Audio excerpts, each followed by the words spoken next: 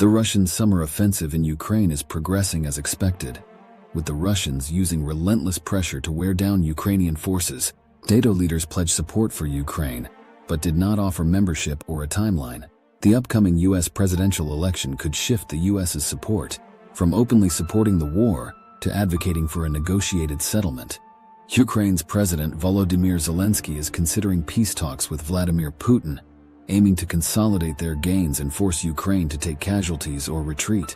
Recent public opinion polling by the Ukraine think tank Razumkov Center indicates that the Ukrainian population is becoming pessimistic about the war, with 44% supporting peace talks and 21% undecided.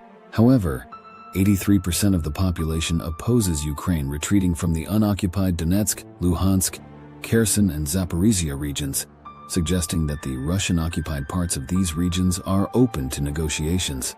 The polls also show that Ukrainians are strongly opposed to enforcing neutrality or non-nuclear status in peace negotiations. The poll shows a clear war weariness in Ukraine and a weak support for the new conscription law that drafts younger men into the conflict. The average age of a Ukrainian soldier is in their 40s, aiming to protect Ukraine's future generation. However, the Ukrainian army faces severe manpower shortages, leading to the modification of the conscription law.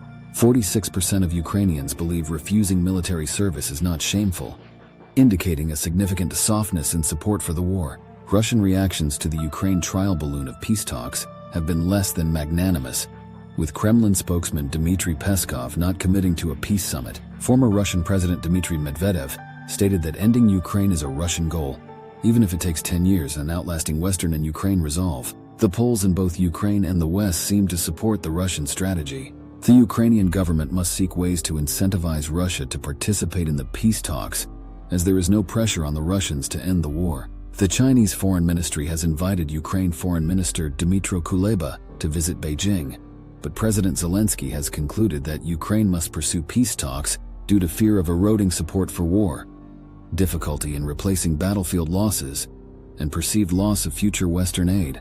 This is a difficult position for the Ukrainians,